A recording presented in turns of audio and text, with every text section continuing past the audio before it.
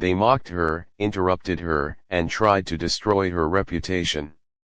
Now, they were the ones begging for mercy. Karoline Leavitt had faced tough interviews before. She wasn't new to push back, especially from the liberal media, but this time was different. This wasn't just political banter or a heated exchange, it was a direct, calculated attack. She had been invited onto the talk show under the premise of discussing policy, that's how they framed it. But the moment she took her seat, she sensed the energy shift. The tension in the room wasn't the usual back and forth of differing opinions, it felt like an ambush. The first few questions were standard, predictable, even.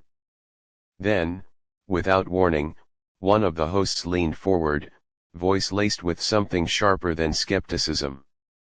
"Let's be real, Karoline, you're not here because of your qualifications. You're here because you're loyal. That's why you got the job, isn't it?" The audience reacted instantly, gasps, murmurs, a few stifled laughs. Karoline's expression didn't change, but inside, she felt the shift. This wasn't an interview anymore, it was a performance, and she was the target. She took a breath, steady, measured. She wasn't going to lose her cool. That's what they wanted. "I'm here because I've earned my place, and if you disagree, let's talk policy, not personal attacks." But they didn't want policy. They wanted a reaction. Another host smirked, eyes scanning the crowd before delivering the next blow. "Earned or handed, because from where we're sitting, it looks like loyalty is the only real qualification these days." This time, the audience clapped. Karoline knew exactly what was happening. The segment had been planned. The lines rehearsed. The goal wasn't debate, it was humiliation. The next few minutes were a blur of interruptions, dismissive laughs, and leading questions designed to make her look incompetent.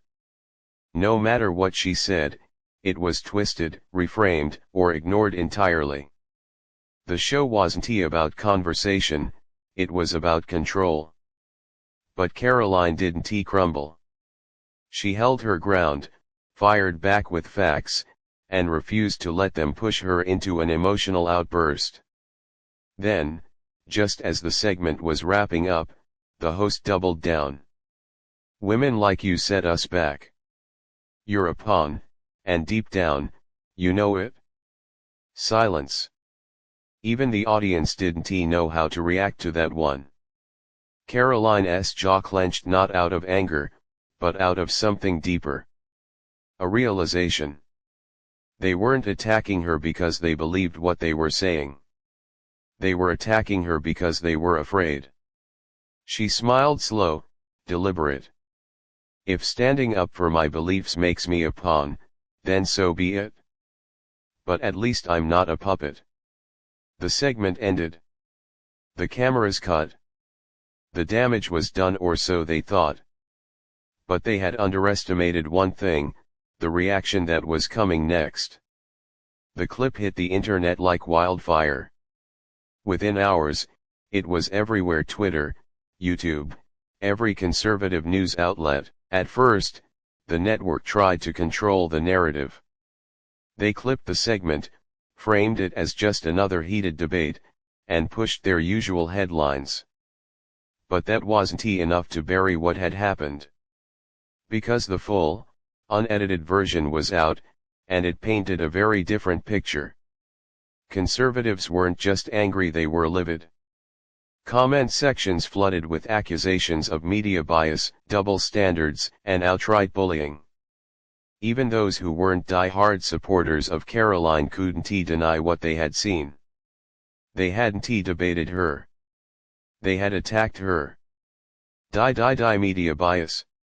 Stand with Karoline. Cancel the show. Republican politicians chimed in. Conservative commentators dissected the exchange frame by frame. Even some liberals, uncomfortable with how far the hosts had gone, admitted it was a bad look. But it didn't stop there. The show's sponsors started getting tagged. Viewers weren't just mad, they were strategic. They flooded advertisers with messages asking why they were backing a platform that openly degraded women who didn't fall in line with their politics. Some companies tried to ignore it. Others released generic statements. But then, one of the biggest sponsors pulled out. Their statement was carefully worded, avoiding controversy while making it clear they didn't want to be associated with divisive and unprofessional discourse. That was the first domino. The rest followed fast. The network scrambled into damage control mode. Anonymous sources leaked reports of panic behind the scenes, executives demanding explanations, frantic meetings about how to regain control. The show's hosts remained silent at first, then released a half-hearted statement about passionate discussions and differing perspectives. But it was too late. Karoline hadn't said a word publicly yet. She didn't have to. Because now, there were whispers of something bigger. Rumors swirled that she was preparing a lawsuit not just for defamation but for targeted harassment, professional damage, and possibly even coordinated media misconduct. The network had faced backlash before, they had weathered controversies. But this was different. Karoline sat in a dimly lit office in Washington, D.C. across from her legal team. Stacks of documents lay on the table, some still warm from the printer. The stakes were clear. This wasn't just about a viral moment or political debate. This was about accountability. A senior attorney, a no-nonsense woman with years of media litigation experience, set her pen down and leaned back. The defamation angle is strong, but we can also argue professional harm. This wasn't just criticism. It was an orchestrated attempt to discredit you. Karoline listened carefully.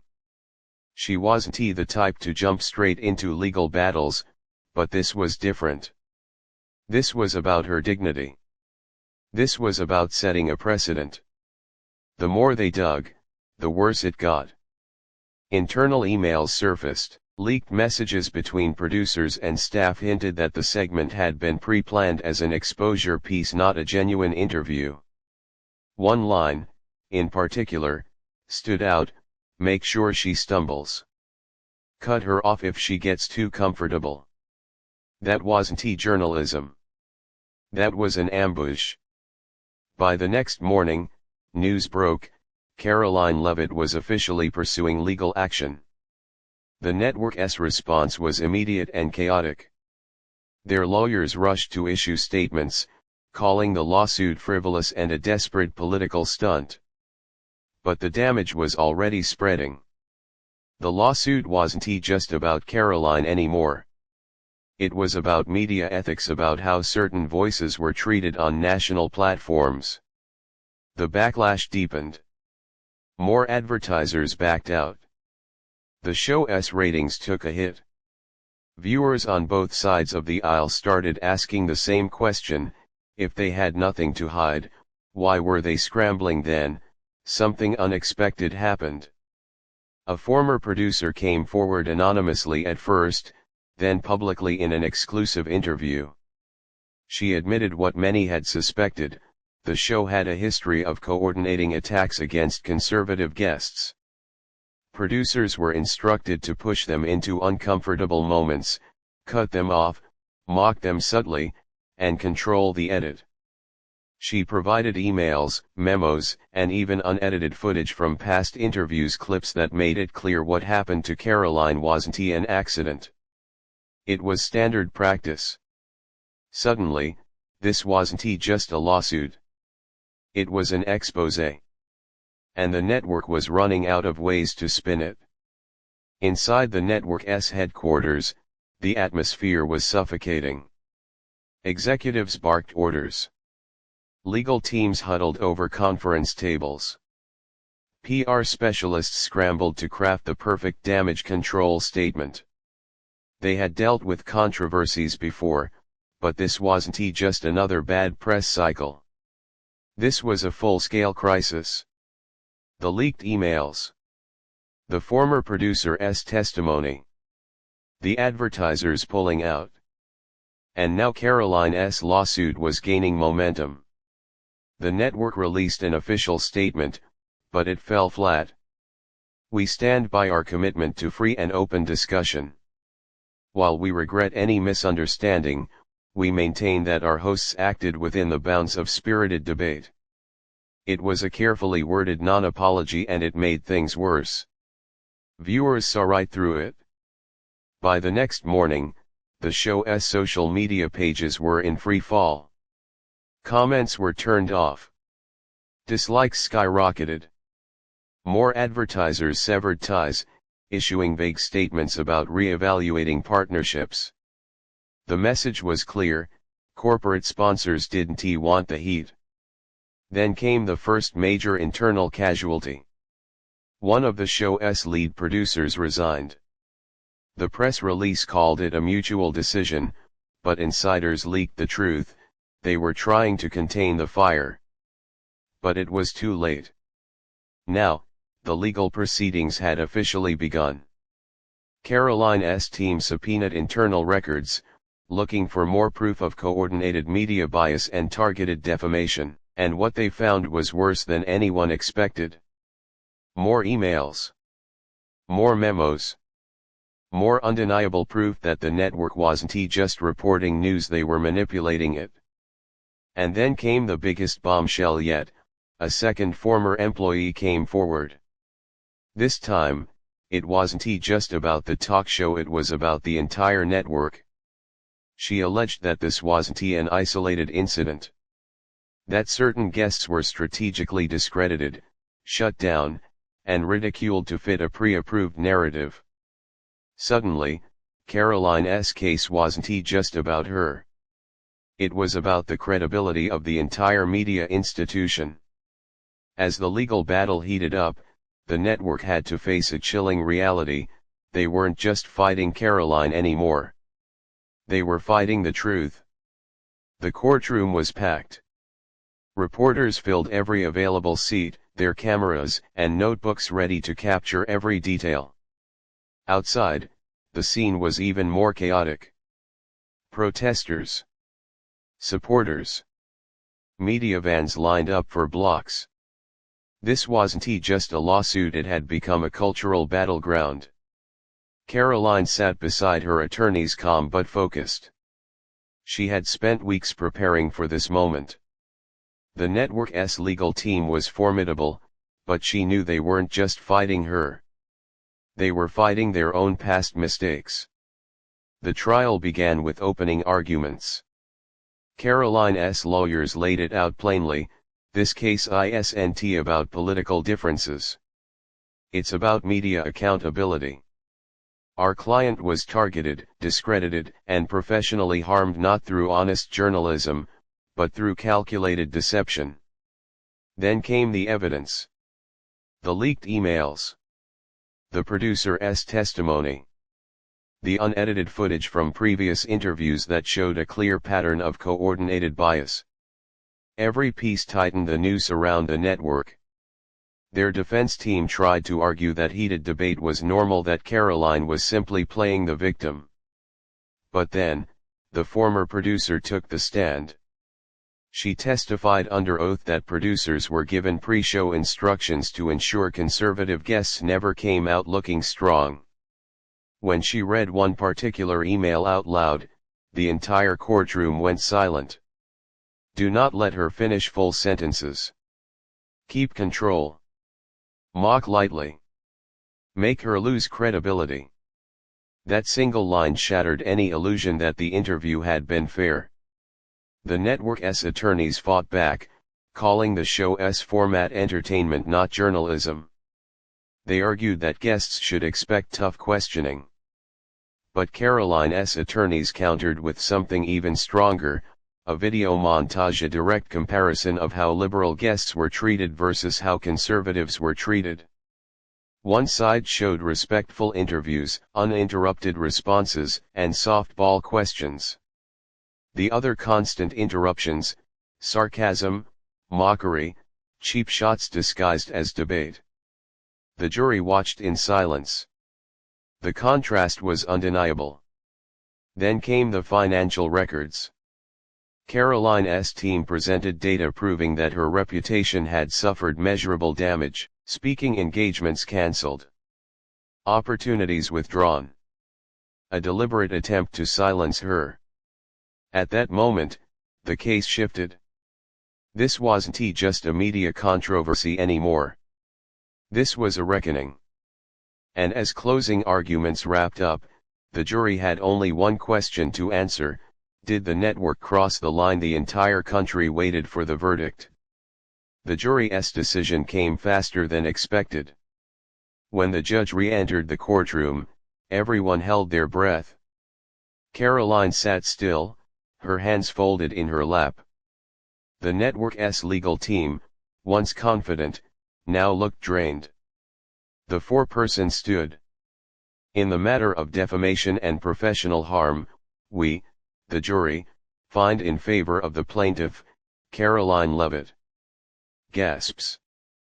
Murmurs. A few stunned expressions. Karoline closed her eyes for a brief moment, exhaling as the weight of the past few months finally lifted. The damages were significant. A multi-million-dollar settlement. A public admission of wrongdoing. The network was forced to issue a formal apology not just to Karoline but to every guest who had been subjected to their tactics. But the fallout didn't stop there. The show was officially cancelled. The network framed it as a restructuring decision, but everyone knew the truth. Advertisers weren't coming back. The brand was too toxic. More employees came forward. More unethical practices were exposed. This wasn't just a loss for the network. It was a turning point for political media. And Karoline, her career didn't just survive, it thrived. She became a symbol of pushing back against media manipulation. Book deals. Speaking engagements. A stronger platform than ever. But she didn't use it to gloat. Instead, she left the public with this: it's not about silencing people you disagree with. It's about accountability. The media isn't supposed to manufacture reality. It's supposed to report it. And that was a message no one could ignore. If this story made you think, share it. The conversation about media bias and accountability isn't over. Make sure your voice is heard. Because the truth, it always comes out.